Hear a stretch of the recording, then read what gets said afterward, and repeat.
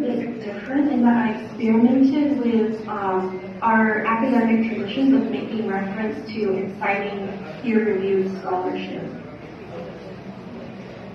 In this project, poetry was useful for ethnographically understanding vulnerability in disaster contexts. Poetry and other creative approaches can be useful for processing what's communicated beyond words. You might think of this as emotional knowledge or embodied knowledge. Poetry is also useful for identifying and analyzing disaster vulnerability as understood as a social experience of witnessing. So I'm going to turn now to kind of do a reflection on the methodological choices I made and how that connected to the knowledge making that happened afterward, after the research. So in project one, I encountered moments in a researcher-participant relationship that required more emotional connection, understanding, and processing. My choice to use ethnopoetry was fueled by experiences of empathy and a shared sense of vulnerability that came about in conversations. This happened spontaneously and in response to my need to process the information just simply as a human experience that was unfamiliar and overwhelming to me.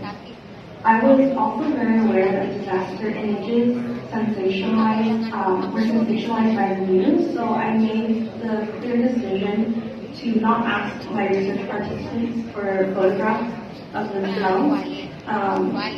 Instead, I photographed surrounding environments, like the images you can see here are from murals that people have drawn about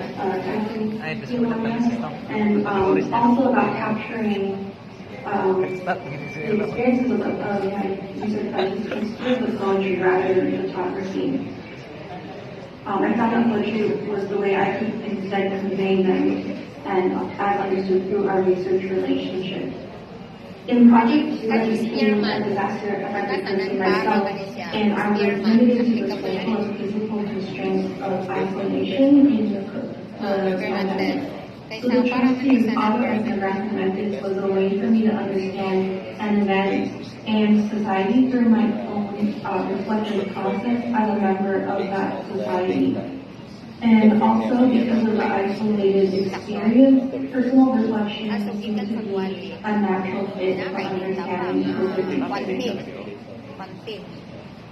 In knowledge making in the communication in which I responded in a very human way, empathy and vulnerability. It changed the way I processed information and translated it. This shaped how I came to understand disaster inequality and infrastructural inequality in the end, so I was writing up in my words. In knowledge making in the social project, distinctions between participant and researcher and my other social identities, such as I'm a teacher as a woman, got blurred. So I was both a disaster subject and a disaster researcher, and it was my own community being brought into question. So in regard to the theme of the conference, I want to suggest that these creative methods and other participatory methods can produce knowledge about sustainable futures that's more inclusive to diverse experiences, knowledges, and voices. And so in my last bit, I'm going to turn to that topic very quickly. Wala excuse nga, dili sila mag-mix method. Okay, pwede mo nila ilabang dito. So I'm going to share some examples of participatory and experimental methods that might be available beyond disaster studies, of course. This has been something I've been thinking about a lot lately as I'm planning my next project. Let's see, so I can quickly go through some of the examples here. So I wanted to share with you this idea from Dr. Casey Cañete, the idea of photo cuento, where she uses feminist methods as a way to co-construct knowledge with the women that she worked with. And I found her citation here is interesting. So in that way, it was a participatory way of giving her participants voices kind of on the same level as her own through photo making. And they also did group discussions of the photos, and I thought that was a really kind of interesting way that we can get more diverse voices and perspectives into our knowledges of sustainable futures. The next example is something that came up during one of my classes.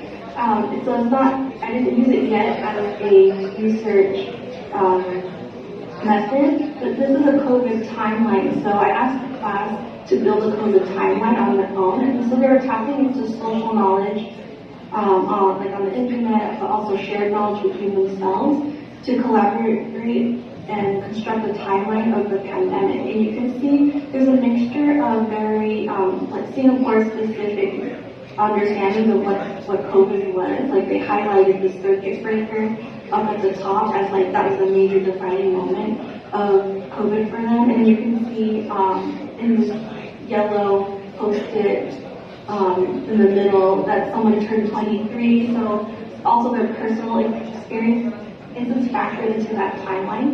I'm asking them to define kind of like also like milestones at the beginning and end of COVID with the intention that this would be kind of hard for them to define. So last, we turn to a demo of how creative and like simple it can be to integrate in experimental methods. So if you could go to mentimeter.com and key in this code 68593850,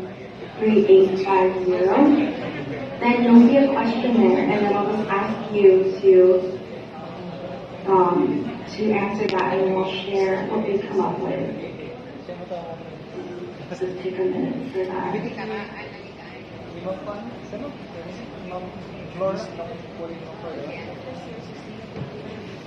So the code is still here. If you go menti.com and the code 68593850, your responses will start showing up here.